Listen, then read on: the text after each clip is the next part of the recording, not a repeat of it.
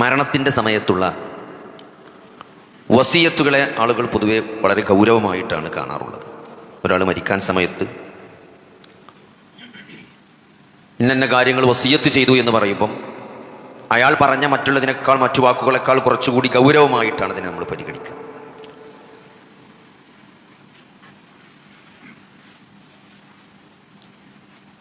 നബി സല്ലല്ലാഹു അലൈഹി വസല്ലമയുടെ സഹാബി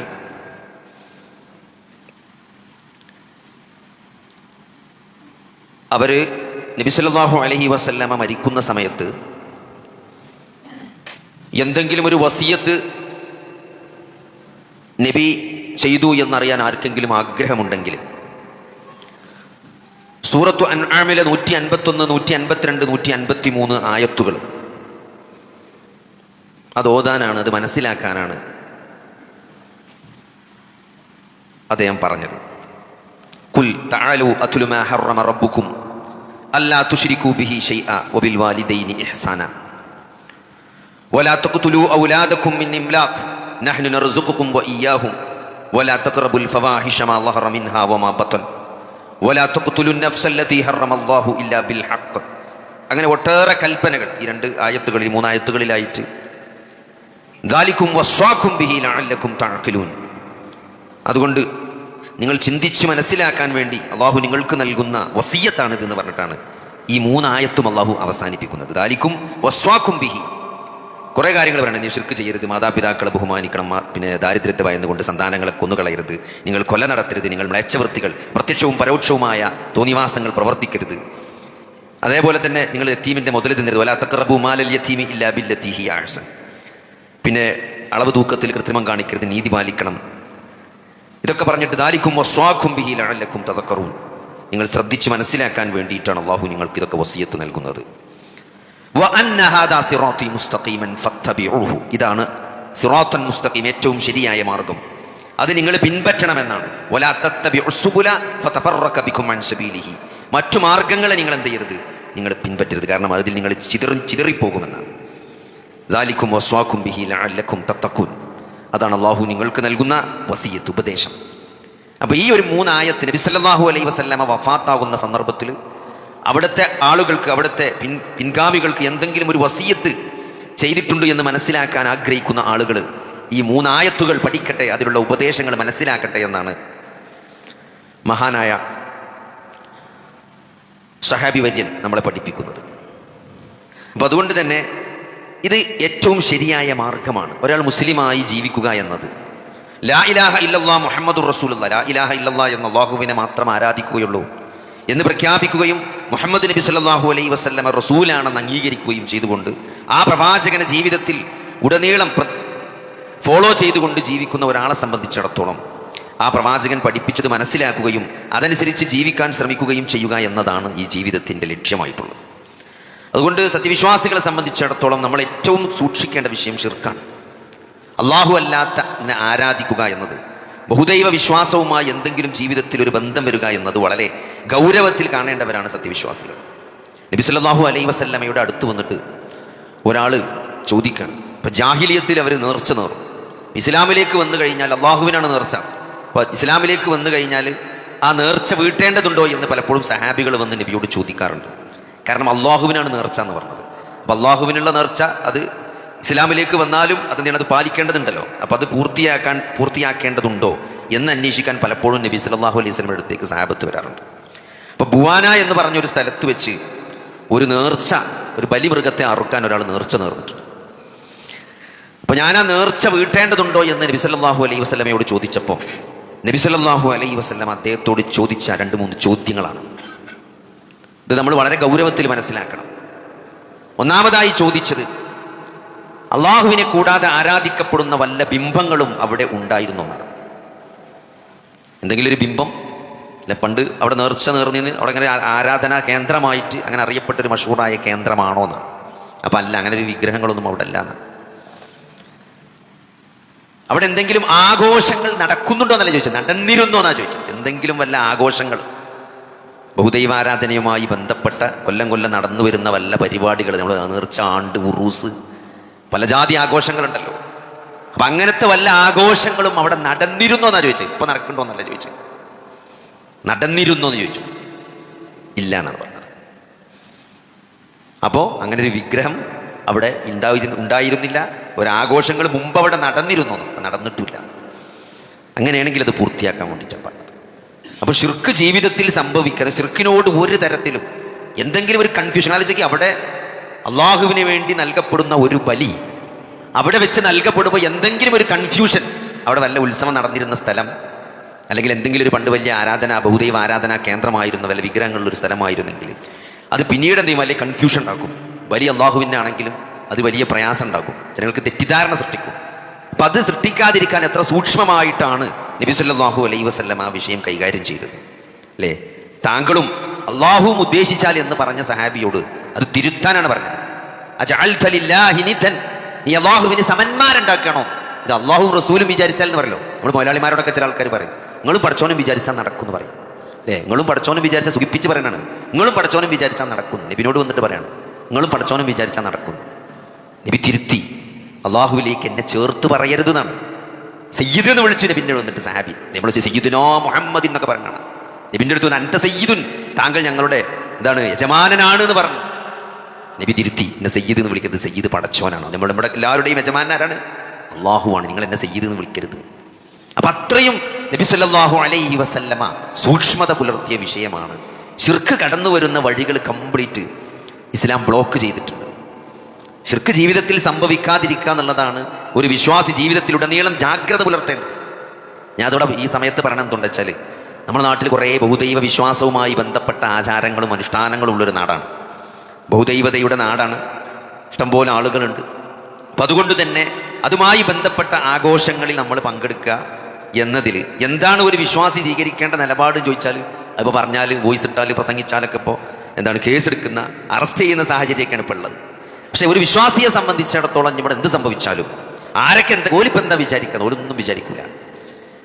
അള്ളാഹുവും റസൂലും എന്ത് പഠിപ്പിച്ചോ അതനുസരിച്ച് ജീവിക്കാനാണ് ഒരു വിശ്വാസി ശ്രദ്ധിക്കേണ്ടത്. അതാണ് ഒരു വിശ്വാസിക്കുള്ള പരീക്ഷണം എന്ന് പറഞ്ഞത്.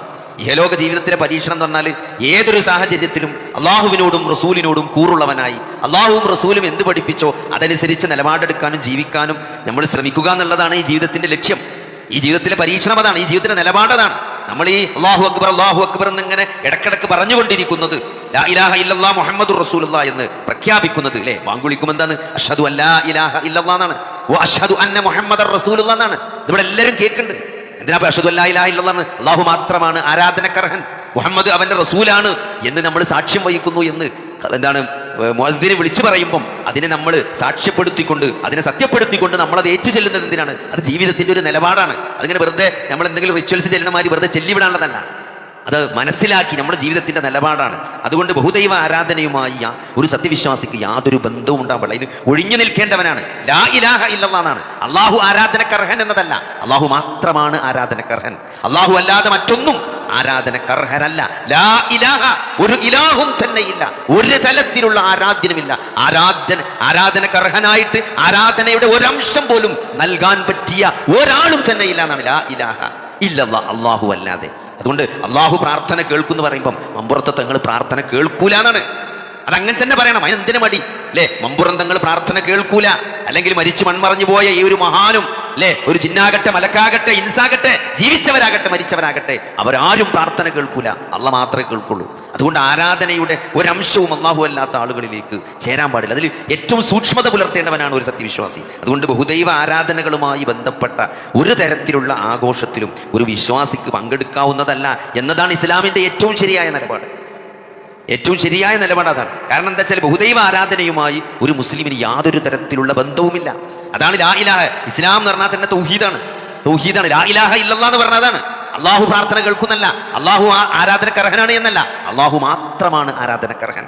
അള്ളാഹു അല്ലാതെ മറ്റൊന്നും ഇലാഹ അല്ല എന്നുള്ളതാണ്. അപ്പൊ അതുകൊണ്ട് സഹോദരങ്ങളെ, ഈ തരത്തിലുള്ള ബഹുദൈവ ആരാധനകളുമായുള്ള ഐതിഹ്യങ്ങളുമായിട്ടൊരു വിശ്വാസിക്ക് ഒരു തരത്തിലും എന്ത് ചെയ്യാൻ പറ്റൂല, അംഗീകരിക്കാൻ പറ്റില്ല. അപ്പൊ അതുകൊണ്ട് അതിലൊന്നും യാതൊരു വർഗീയതയില്ല. നമ്മൾ മുസ്ലിമാണ്, നമ്മൾ ലാ ഇലാഹ ഇല്ലല്ലാഹ് പ്രഖ്യാപിക്കുന്നു, നമ്മൾ 5 നേരം വാങ്ക് മൈക്കെട്ടി വിളിച്ചു പറയുന്നത് എന്തിനാണ്? അത് നമ്മുടെ നിലപാടാണ്. നമ്മുടെ എല്ലാവർക്കും അറിയാം അള്ളാഹു അല്ലാത്തതിനെ ആരാധിക്കുന്നവരല്ല മുസ്ലിങ്ങൾ എന്നുള്ളത്. അപ്പം അതുകൊണ്ട് അതിലൊന്നും ആരും ഒന്നും വിചാരിക്കുന്നില്ല. നമ്മളായിട്ട് ഇങ്ങനെ പറഞ്ഞ് നമുക്കെന്തോ ഒരു ഇൻഫീരിയോറിറ്റി കോംപ്ലക്സ് കയറിയിട്ട് പറയണത്, അല്ല ആരും നമ്മളെപ്പറ്റി ഒരു വർഗീയതയും അങ്ങനെ വിചാരിക്കില്ല. നമ്മളിപ്പോൾ അത്തരത്തിലുള്ള ആഘോഷങ്ങൾ എന്താ ഇപ്പോൾ ആഘോഷം? ആഭാസങ്ങളാണ്. ആഘോഷമല്ല ഈ നടക്കുന്നതൊക്കെ എന്താണ്? ആഭാസങ്ങളാണ്. സ്ത്രീ പുരുഷന്മാർ കൂടിക്കലർന്ന് പാട്ടും കൂത്തും ഇവിടെ നടക്കുന്ന സകലവിധ ആഘോഷങ്ങളും ആഭാസങ്ങളും തോന്നിവാസങ്ങളുമാണ്. അതിലെന്താ സംശയമുള്ളത്? അതിൽ ഒരു നിലക്ക് അത് വലിയ ശിർക്കായിട്ടല്ല, അത് ശിർക്കല്ലാത്തതാണെങ്കിലും അതിലൊരു വിശ്വാസിക്ക് പങ്കെടുക്കാൻ പാടില്ല. അതിൽ നിന്ന് അകന്ന് നിൽക്കേണ്ടവനാണ്, അതിൽ നിന്ന് അകന്ന് നിൽക്കണം. അത് സഹോദരങ്ങളെ, അത് നമുക്ക് അത് പറയാൻ പറ്റുന്നിടത്ത് നമ്മൾ പറയണം, തടയാൻ പറ്റുന്നിടത്ത് തടയണം. നമ്മളെ വീട്ടിൽ അത് നമുക്ക് അധികാരമുള്ള സ്ഥലമാണ്, അവിടെ പറ്റൂല അല്ലേ? എൻ്റെ ഓഫീസ്, ഞാനാണ് എൻ്റെ അധികാരി എന്നുണ്ടെങ്കിൽ, ഞാൻ എൻ്റെ അണ്ടറിൽ എൻ്റെ സ്വകാര്യ സ്ഥാപനം എൻ്റെ അധികാരത്തിൽ പെട്ടതാണെങ്കിൽ അത് പ്രഖ്യാപിക്കണ്, അത് തടയാൻ പറ്റുമെങ്കിൽ അത് തടയണം. ആ കൈകൊണ്ട് തടയില്ല, അതിന് വിശ്വാസം, അതാണ് ഈമാൻ. അത് പറ്റൂലെങ്കിൽ നാവ് കൊണ്ട്, അതുകൊണ്ട് പറ്റൂലെങ്കിലോ അതിൽ നിന്ന് മാറി നിൽക്കണം. അതിനും പറ്റൂലെങ്കിൽ അത് മനസ്സിലെങ്കിലും ഒരു വെറുപ്പ് വേണം. ഇതെന്താ പറയുക, ഇതെല്ലാം നോർമലൈസ് ചെയ്യപ്പെടുകയാണ്. ഇതൊക്കെ നോർമലായിട്ട് ഇതൊക്കെ മുസ്ലിമിനാകാമെന്നും ഇതൊക്കെ ദീനിന്റെ ഭാഗമാണ് എന്ന് തോന്നി തുടങ്ങുന്ന രൂപത്തിലേക്ക് നോർമലൈസ് ചെയ്യപ്പെട്ടുകൊണ്ടിരിക്കുന്നതിന്റെ കാരണം എന്താ പറയുക? ഉത്തരവാദിത്തപ്പെട്ട ആളുകൾ അത് സംസാരിക്കാത്തത് കൊണ്ടും തടയേണ്ട ആളുകൾ അത് തടയാത്തത് കൊണ്ടാണ്. നിങ്ങൾ എന്തുകൊണ്ട് കുൻതും ഖൈറ ഉമ്മ, നിങ്ങളാണ് ഏറ്റവും നല്ല സമുദായം, ഉഖ്രിജത് ലിന്നാസ്, ജനങ്ങൾക്ക് വേണ്ടി പുറപ്പെടുവിക്കപ്പെട്ട. കാരണം എന്താ? നിങ്ങൾ തഅ്മുറൂന ബിൽ മഅറൂഫ്, നിങ്ങൾ നന്മ കൽപ്പിക്കുന്നവരാണ്, സദാചാരം കൽപ്പിക്കുന്നവരാണ്. ഏറ്റവും നല്ല നന്മ എന്താണ്? ഏറ്റവും നല്ല നന്മ തൗഹീദാണ്, ലാ ഇലാഹ ഇല്ലല്ലാഹ്. നിങ്ങൾ ദുരാചാരം അനിൽ മുൻകർ, അല്ലേ, മ്ലേച്ഛവൃത്തികളും നീചകൃത്യങ്ങളും നിങ്ങൾ വിരോധിക്കേണ്ടവരാണ്. മോശമായ ദുരാചാരങ്ങളെ വിലക്കേണ്ടവരാണ് നിങ്ങൾ. ഏറ്റവും വലിയ ദുരാചാരം എന്താണ്? അശ്ശിർക്കു ബില്ലാഹ്. നിങ്ങളെ സൃഷ്ടിച്ചതും നിങ്ങളെ സംരക്ഷിക്കുന്നതും നിങ്ങളെ പരിപാലിക്കുന്നതും അള്ളാഹു ആയിരിക്കെ അള്ളാഹു അല്ലാത്തതിന് പങ്കു ചേർക്കുക എന്നതാണ് ഏറ്റവും വലിയ പാപം, ഏറ്റവും വലിയ മോശത്തരം. ഇന്ന ശിർക ലദുൽമുൻ അളീം, ഏറ്റവും വലിയ പാപം അത് ശിർക്കാണെന്നാണ്. ശിർക്ക് ചെയ്തവൻ ഒരിക്കലും സ്വർഗത്തിൽ പ്രവേശിക്കൂല, അവൻ കാലാകാലം നരകത്തിലായിരിക്കും. ബാക്കി എന്ത് തോന്നിയാസങ്ങൾ ചെയ്താലും അത് അള്ളാഹുവിന്റെ ഔദാര്യത്തിൽ അത് ആത്മാർത്ഥമായി തൗബ ചെയ്താലും പടച്ചവൻ പുറത്തു തരും. അല്ലേ? അതുകൊണ്ട് സഹോദരങ്ങളെ, അത് വളരെ ഗൗരവമായിട്ട് നമ്മൾ ഇത് കാണേണ്ടതുണ്ട്. ഇതെന്തിനും വർഗീയത ഉണ്ടാക്കാൻ വേണ്ടി പറയണല്ല. ഇത് നമ്മൾ മനസ്സിലാക്കുന്ന ആദർശം നമ്മൾ കൃത്യമായിട്ട് മനസ്സിലാക്കാനും അത് ഫോളോ ചെയ്യാനും അതനുസരിച്ച് ജീവിക്കുക എന്നതാണ് ഒരു വിശ്വാസിയുടെ ജീവിതത്തിന്റെ ലക്ഷ്യം. അതുകൊണ്ട് അത് നമ്മൾ ഒരിക്കലും വിസ്മരിച്ചുകൂടാ. നിങ്ങളെ റസൂലുള്ളാഹി സ്വല്ലല്ലാഹു അലൈഹി വസല്ലമയെ നമ്മൾ സ്നേഹിക്കുക എന്നത് അത് ജീവിതത്തിൽ ആ റസൂലിനെ ഫോളോ ചെയ്യുന്നതിലൂടെയാണ്. ആ പ്രവാചകൻ പഠിപ്പിച്ച കാര്യങ്ങൾ ജീവിതത്തിൽ പ്രാക്ടിക്കലാക്കി അത് ഫോളോ ചെയ്ത് അനുസരിച്ച് പ്രായോഗികമായി ചെയ്ത് ജീവിക്കുന്നതിലൂടെയാണ്. ഇൻ കുൻതും നിങ്ങൾ എന്ത് ചെയ്യണം? നിങ്ങൾ എന്നെ, അള്ളാഹുവിനെ നിങ്ങൾ സ്നേഹിക്കുന്നുണ്ടെങ്കിൽ ആ പ്രവാചകനെ എന്നെ നിങ്ങൾ പിൻപറ്റണമെന്ന്. അതുകൊണ്ട് നബി സല്ലല്ലാഹു അലൈഹി വസല്ലമയെ സ്നേഹിക്കുന്ന ഒരാൾക്ക് ഒരിക്കലും ശിർക്കിനോട് ബന്ധമുള്ള ആചാരങ്ങളും അനുഷ്ഠാനങ്ങളുമായിട്ട് ബന്ധപ്പെടാൻ ഒരു വിശ്വാസിക്ക് സാധിക്കൂല എന്ന് നമ്മൾ കൃത്യമായിട്ട് മനസ്സിലാക്കുക. അള്ളാഹു ദീന് പഠിക്കാനും മനസ്സിലാക്കാനും അതനുസരിച്ച് ജീവിക്കാനുള്ള തൗഫീഖ് നൽകുമാറാകട്ടെ. നബി സല്ലല്ലാഹു അലൈഹി വസല്ലമയുടെ ജന്മദിനവുമായി ബന്ധപ്പെട്ട് നബിയുടെ ജന്മദിനം ആഘോഷിക്കുന്ന മൗലിദുൻ നബി ആഘോഷിച്ചു കൊണ്ടിരിക്കുന്ന ഒരു മാസമാണ് ഈ റബീഉൽ അവ്വൽ. നമുക്കെല്ലാവർക്കും അറിയാം, റസൂലുള്ളാഹി സ്വല്ലല്ലാഹു അലൈഹി വസല്ലമ നന്മ തിന്മ അള്ളാഹുവിൻ്റെ വഹയിൻ്റെ അടിസ്ഥാനത്തിൽ നമുക്ക് കാണിച്ചു തന്നു. പ്രായോഗികമായി 23 വർഷം നമുക്കിടയിൽ ജീവിച്ച് കൃത്യമായിട്ട് ഈ ദീനെ നമുക്ക് പഠിപ്പിച്ച് അൽ യൗമ അക്മൽതു ലക്കും എന്ന ആയത്തോടു കൂടി ആ ദീനെ നമുക്ക് പൂർത്തിയാക്കി തന്ന്, അതുകൊണ്ട് ആ പ്രവാചകനെ അനുസരിക്കാൻ വേണ്ടിയാണ്, ആ പ്രവാചകനെ അനുസരിച്ച് ജീവിക്കാൻ വേണ്ടിയാണ് ലോകാവസാനം വരെയുള്ള മനുഷ്യർക്ക് കാരുണ്യമായി കൊണ്ട് ആ പ്രവാചകനെ അള്ളാഹു നിയോഗിച്ചത്. അള്ളാഹുവിനെ അനുസരിക്കണമെന്ന് എവിടെയൊക്കെ വിശുദ്ധ ഖുർആനിൽ അള്ളാഹു പറഞ്ഞിട്ടുണ്ടോ അവിടെയൊക്കെ ആ പ്രവാചകനെ കൂടി അനുസരിക്കണമെന്ന് കൂട്ടി പറഞ്ഞിട്ടുണ്ട്. സൂറത്ത് അംഫാൽ മാത്രം എടുത്ത് നോക്കിയാൽ 3 വട്ടമാണ് അള്ളാഹുവിനെയും റസൂലിനെയും അനുസരിക്കണം എന്ന് പറഞ്ഞിട്ടുള്ളത്. സൂറത്ത് മുജാദല, സൂറത്ത് ആലു ഇമ്രാനിൽ 2 വട്ടം, സൂറത്തു നൂറിൽ 1 വട്ടം, സൂറത്തു ഫതഹിൽ, സൂറത്തു അഹ്സാബിൽ, അങ്ങനെ പല സ്ഥലത്തും ഖുർആനിൽ നിങ്ങൾ അള്ളാഹുവിനെയും അവൻ്റെ പ്രവാചകനെയും അനുസരിക്കണമെന്ന് കൃത്യമായിട്ട് അള്ളാഹു പഠിപ്പിച്ചിട്ടുണ്ട്. അല്ലേ? ആ പ്രവാചകൻ എങ്ങനെ? ആ പ്രവാചകൻ ആ പ്രവാചകൻ വഹി അനുസരിച്ചാണ് സംസാരിച്ചത്. ആ പ്രവാചകൻ വഹി അനുസരിച്ചാണ് കാര്യങ്ങൾ നമ്മളെ പഠിപ്പിച്ചത്, സഹാബത്തിനെ പഠിപ്പിച്ചത്, ജീവിച്ച് കാണിച്ചു തന്നത്. അല്ലേ? ആ പ്രവാചകനെ ഏറ്റവും നല്ല സ്വഭാവത്തിന്റെ ഉടമയായിട്ടാണ് അല്ലാഹു സുബ്ഹാനഹു വ തആല നമുക്ക് മുമ്പിൽ അവതരിപ്പിച്ചു തന്നിട്ടുള്ളത്. മഹത്തായ സ്വഭാവത്തിന്റെ ഉടമയാണ് താങ്കൾ പ്രവാചകരെ എന്ന് സർട്ടിഫിക്കറ്റ് നൽകി. ആ പ്രവാചകനെ ഏറ്റവും നല്ല മാതൃക ആ പ്രവാചകനിൽ ഉണ്ട് എന്ന് ഇതൊന്നും അങ്ങനെ പറഞ്ഞ് അവസാനിപ്പിക്കല്ല. ആ പ്രവാചകന്റെ ജീവിതം അതേപോലെ വള്ളിപുള്ളി മാറ്റമില്ലാതെ 1400 വർഷങ്ങൾക്ക് ഇപ്പുറം നിന്നുകൊണ്ട് അതേപോലെ ആ പ്രവാചകൻ എങ്ങനെ ജീവിച്ചോ അതേപോലെ അറിയാനും മനസ്സിലാക്കാനും പകർത്താനും പറ്റിയ രൂപത്തിൽ നമുക്ക് മുമ്പിൽ ഇത്രയും തെളിഞ്ഞു നിൽക്കുന്ന ഒരു വ്യക്തിത്വം ചരിത്രത്തിൽ ഒരാളെ അങ്ങനെ കാണാൻ സാധ്യമല്ല. വലിയ വലിയ ആളുകളൊക്കെ ഉണ്ടെങ്കിലും ജീവിതത്തിന്റെ ഓരോ സെക്കൻഡുകളും ഒപ്പിയെടുക്കപ്പെട്ട പകർത്തിയെടുക്കപ്പെട്ട ആളുകൾ അതനുസരിച്ച് ജീവിതം കൊണ്ട് ഏറ്റെടുത്ത ഒരു വ്യക്തിത്വം ലോക ചരിത്രത്തിൽ കാണാൻ സാധ്യമല്ല. അതുകൊണ്ട് ആ പ്രവാചകനെ നമുക്ക് മാതൃകയാക്കി എന്ന് പറയുമ്പം അത് മനസ്സിലാക്കാനും പഠിക്കാനും പകർത്താനും ആർക്കും പകൽ വെളിച്ചം പോലെ അത് ഇങ്ങനെ പച്ചയായി കിടക്കുകയാണ്. 1400 വർഷം പിന്നിടുമ്പോഴും അതിൽ എന്തില്ല ഒരു പുള്ളി വ്യത്യാസമില്ലാതെ ലൈലുഹാ ഹാരിഹ, അതിന്റെ രാത്രി പകൽ പോലെ ശോഭിതമാണ്, അതിലൊടി വിരുട്ടില്ല, രാത്രി പോലും വെളിച്ചം പോലെയാണ് എന്നാണ്. അതാണ് ദീന്റെ പ്രത്യേകത. അങ്ങനെയാണ് സഹാബികൾക്കിടയിൽ പ്രവാചകൻ ജീവിച്ചത്. സഹാബികൾ അങ്ങനെയാണ് പ്രവാചകനെ കണ്ടത്, ഒപ്പിയെടുത്തത്, പകർത്തിയെടുത്തത്. ആ സഹാബികൾ താബീങ്ങൾക്ക് അങ്ങനെയാണ് ദീൻ പഠിപ്പിച്ചത്. താബീകൾ അതേപോലെയാണ് ദീനിനെ നിലനിർത്തിയത്. 1400 വർഷമായിട്ട് തലമുറകളിലൂടെ കൈമാറ്റം ചെയ്തു വന്നിട്ട് ഇന്നും അതേപോലെ അത് നിലനിൽക്കണമെന്ന് പറയുമ്പം വലിയ മഹത്തായ മാതൃകയാണ് ലോകാവസാനം വരെയുള്ള ആളുകളിലേക്ക് അല്ലാഹു സുബ്ഹാനഹു വ തആല അത് എത്തിച്ചിട്ടുള്ളത്. എന്നാണ് ആ പ്രവാചകൻ ജനിച്ചത് എന്ന് ചരിത്രം പരിശോധിച്ചാൽ നമുക്ക് കൃത്യമായിട്ട് കാണാൻ സാധ്യമല്ല. എന്നാണ് പ്രവാചകൻ ജനിച്ചത് എന്ന് ചരിത്രത്തിൽ എവിടെയും കൃത്യമായി രേഖപ്പെടുത്തപ്പെട്ടിട്ടില്ല. ക്രിസ്താബ്ദം 570 എന്ന് പറയുന്ന ആൾക്കാരുണ്ട്, 571 എന്ന് പറയുന്ന ആൾക്കാരുണ്ട്, ആനക്കര വർഷം എന്ന് പറയുന്നവരുണ്ട്, അതിന് 15 വർഷം മുമ്പാണെന്ന് പറയുന്നവരുണ്ട്. അല്ലേ, മാസം ഏതാണ്, ഏത് മാസത്തിൽ ജനിച്ചു എന്ന് പോലും ചരിത്രത്തിൽ കൃത്യമായി അഭിപ്രായ ഐക്യമില്ല. 5 അഭിപ്രായങ്ങൾ നമുക്ക് കാണാൻ സാധിക്കാൻ പറ്റും. മുഹറാന്ന് പറയുന്നവരുണ്ട്, സഫറാണെന്ന് പറയുന്നവരുണ്ട്, റബീഉൽ അവ്വലാണെന്ന് പറയുന്നവരുണ്ട്, റജബാണെന്ന് പറയുന്നുണ്ട്, റമദാനാണെന്ന് പറയുന്നവരുണ്ട് ചരിത്രത്തിൽ. അപ്പോൾ നബി സല്ലല്ലാഹു അലൈഹി വസല്ലം ജനിക്കുമ്പോൾ പ്രവാചകനായിട്ടല്ല ജനിച്ചത്. അതുകൊണ്ട് തന്നെ മുഹമ്മദ് നബി ജനിക്കുന്ന സന്ദർഭത്തിൽ ആർക്കും അറിയില്ല അത് പ്രവാചകനാകാൻ പോണ ആളാണ്. അതുകൊണ്ട് തന്നെ ജന്മദിനം ആരും കൃത്യമായിട്ട് ഓർത്തു വെച്ചിട്ടില്ല. പിന്നെ ജന്മദിനം രേഖപ്പെടുത്തി വെക്കുന്ന ഒരു സമ്പ്രദായം അറബികൾക്കിടയിലില്ല. അതുകൊണ്ട് തന്നെ തീയതി കൃത്യമല്ല. 7 അഭിപ്രായങ്ങൾ കാണാൻ പറ്റും. അല്ലേ, ഞാൻ നേരത്തെ പറഞ്ഞു ഏത് മുഹറത്തിൽ ഏതാണെന്നുള്ളത്. അല്ലെ, ഓരോ മാസം ഏതാണെന്നുള്ളത് ഇതിന് വ്യത്യസ്തമായ അഭിപ്രായം. അങ്ങനെ നബി സല്ലല്ലാഹു അലൈഹി വസല്ലമയെ കുറിച്ച് ജന്മദിനത്തെ കുറിച്ച് ആർക്കും തർക്കമില്ലാത്ത, എല്ലാവർക്കും യോജിപ്പുള്ള ഒരൊറ്റ കാര്യമുള്ളൂ. നബി സല്ലല്ലാഹു അലൈഹി വസല്ലമയുടെ ജന്മദിനവുമായി ബന്ധപ്പെട്ട് എല്ലാവർക്കും ഇജ്മാ ഉള്ള, ഐക്യമുള്ള, അഭിപ്രായ വ്യത്യാസമില്ലാത്ത ഒരു കാര്യമുണ്ട്. അതെന്താണ്? അത് നബി സല്ലല്ലാഹു അലൈഹി വസല്ലമ ജനിച്ചത് തിങ്കളാഴ്ചയാണെന്നുള്ളത്. അതുകൊണ്ടാണ് സഹോദരങ്ങളെ, അബീ ഖതാദ അൽ-അൻസാരി അന്ന റസൂലുള്ളാഹി സ്വല്ലല്ലാഹു അലൈഹി വസല്ലം സുഇല അൻ സൗമി ഇസ്നൈൻ ഫഖാല ഫീഹി വുലിത്തു വഫീഹി ഉൻസില അലയ്യ. എന്താണ്? നബി സല്ലല്ലാഹു അലൈഹി വസല്ലമ നോമ്പെടുക്കുന്നതിനെ പറ്റി ചോദിച്ചു. ആഴ്ച 2 ദിവസം നോമ്പെടുക്കൂലേ, അതിനെ പറ്റി ചോദിച്ചപ്പോൾ നബി പറഞ്ഞതാണ് തിങ്കളാഴ്ചയാണ് ഞാൻ ജനിച്ചത്. എല്ലാ തിങ്കളാഴ്ച നബി നോമ്പെടുത്തിരുന്നു. അല്ലേ, 1400 വർഷങ്ങളായിട്ട് എത്ര മുസ്ലിങ്ങളാണ് സഹോദരങ്ങളെ തിങ്കളാഴ്ച നോമ്പെടുക്കുന്നത്, സുന്നത്ത് നോമ്പെടുക്കുന്നത്. അതെന്തുകൊണ്ടാണ്? നബി തിങ്കളാഴ്ച ജനിച്ചു എന്നതുകൊണ്ടാണ്.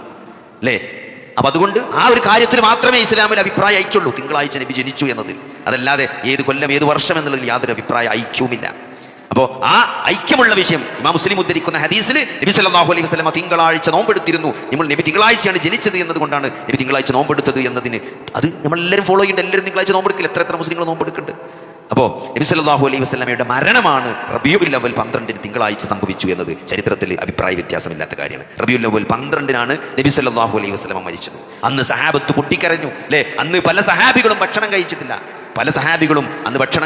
അന്ന് പട്ടിണിയായിരുന്നു. അപ്പോൾ ഇസ്ലാമിക ചരിത്രം പരിശോധിച്ചാൽ സഹാബത്ത് പട്ടിണി കിടന്നൊരു ദിവസം, ഭക്ഷണം കഴിക്കാത്ത ഏറ്റവും സങ്കടകരമായ ചരിത്രത്തിലെ ഒരു നിമിഷം എന്നത് റബീഉൽ അവ്വൽ 12 തിങ്കളാഴ്ചയാണ്. അന്നാണ് നബി സല്ലല്ലാഹു അലൈഹി വസല്ലമ വഫാത്തായത്. ഇന്നിവിടെ നേരെ തിരിച്ചാണ് സഹോദരങ്ങളെ. ഇന്ന് റബീഉൽ അവ്വൽ 12 ആളുകൾ തിന്നും മതിമറക്കാണ്. പക്ഷേ അന്ന് സഹാബത്ത് ഏറ്റവും കടുത്ത സങ്കടത്തിലൂടെയും ദുഃഖത്തിലൂടെയും കടന്നുപോയ ചരിത്രത്തിലെ നിമിഷമാണ് റബീഉൽ അവ്വൽ 12 തിങ്കളാഴ്ച എന്നത്. അത് അഭിപ്രായ വ്യത്യാസമില്ലാത്ത വിഷയമാണ്. അപ്പോൾ അതുകൊണ്ട് നമ്മൾ കൃത്യമായി നബി സല്ലല്ലാഹു അലൈഹി വസല്ലമയെ സ്നേഹിക്കുക എന്ന് പറഞ്ഞാൽ നബി സല്ലല്ലാഹു അലൈഹി വസല്ലമ എന്താണ് പഠിപ്പിച്ചത്? അല്ലേ, ആ നബിക്ക് ശേഷം എത്ര സഹാബികൾ ജീവിച്ചു, നബി അങ്ങേയറ്റം സ്നേഹിച്ച സഹാബത്ത് അവരാരും നബി സല്ലല്ലാഹു അലൈഹി വസല്ലമയുടെ ജന്മദിനം ആഘോഷിച്ചതായിട്ട് കാണാൻ സാധിക്കും. ഒരു കാരക്കച്ചുള പോലും സ്വതക്ക നൽകിയതായിട്ട്, ഒരു സ്വലാത്ത് പോലും അധികം ചെല്ലിയതായിട്ട് നമുക്ക് ചരിത്രത്തിൽ കാണാൻ സാധ്യമല്ല. ഖുലഫാഉർ റാഷിദുകൾ, നബി സല്ലല്ലാഹു അലൈഹി വസല്ലമയുടെ സന്തത സഹചാരികളായിരുന്ന അബൂബക്കറും ഫിൽ ജന്ന, ഉമറും ഫിൽ ജന്ന, ഉസ്മാനും ഫിൽ ജന്ന, അലിയും ഫിൽ ജന്ന, ഇങ്ങനെ പേരെടുത്ത് പറഞ്ഞ 10 സഹാബികൾ. അല്ലേ, അവർക്ക് ശേഷം അതേപോലെ ഇസ്ലാമിക ഖലീഫമാര് സഹോദരങ്ങളെ അവരാരും ചരിത്രത്തിൽ ഇസ്ലാമിക ലോകത്ത് ഹിജ്റ 400 വരെ അങ്ങനെ നബി സല്ലല്ലാഹു അലൈഹി വസല്ലമയുടെ ജന്മദിനം ആഘോഷിച്ചതായി ചരിത്രത്തിൽ കാണാൻ സാധ്യമല്ല. 400 ശേഷം ഫാത്തിമികളാണ് ചരിത്രത്തിൽ ആദ്യമായിട്ട് നബി സല്ലല്ലാഹു അലൈഹി വസല്ലമയുടെ ജന്മദിനം ആഘോഷിക്കുക എന്ന സമ്പ്രദായം ചരിത്രത്തിൽ ആദ്യമായിട്ട് തുടങ്ങിയത്.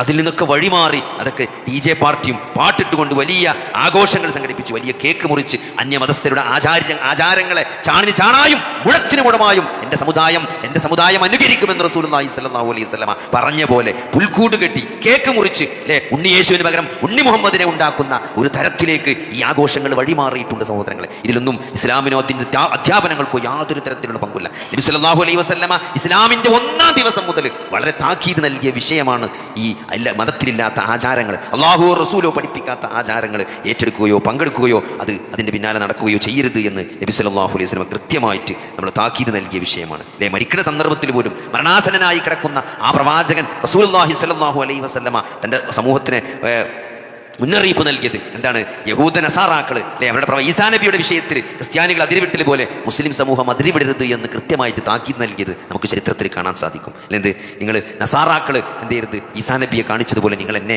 ചെയ്യരുത് എന്ന് നബി സല്ലല്ലാഹു അലൈഹി വസല്ലം കൃത്യമായിട്ട് താക്കീത് നൽകിയത് നമുക്ക് കാണാൻ സാധിക്കും. അതുകൊണ്ട് ഒരു തരത്തിലും അള്ളാഹുവിൻ്റെ റസൂല് പഠിപ്പിക്കാത്ത ആഘോഷങ്ങളോ സമ്പ്രദായങ്ങളോ ഇസ്ലാമിന് അന്യമാണ് എന്ന് നമ്മൾ മനസ്സിലാക്കുക. അള്ളാഹുവിൻ്റെ റസൂലിനെ സ്നേഹിക്കേണ്ടത് അള്ളാഹുവിൻ്റെ റസൂലിനെ അറിയലാണ്, ആ പ്രവാചകന്റെ ജീവിതം അറിയലാണ്, ദീൻ പഠിക്കലാണ് അല്ലെ, ആ പ്രവാചകൻ കൽപ്പിച്ച കാര്യങ്ങൾ മനസ്സിലാക്കലാണ്, അത് ജീവിതത്തിൽ പകർത്തലാണ്, അത് നെഞ്ചോട് ചേർത്ത് വെക്കലാണ്. അങ്ങനെയാണ് സഹോദരങ്ങളെ നമ്മൾ നബിയെ സ്നേഹിക്കേണ്ടത്. അല്ലാഹു സുബ്ഹാനഹു വ തആല നമുക്കതിനുള്ള തൗഫീക്ക് നൽകുമാറാകട്ടെ.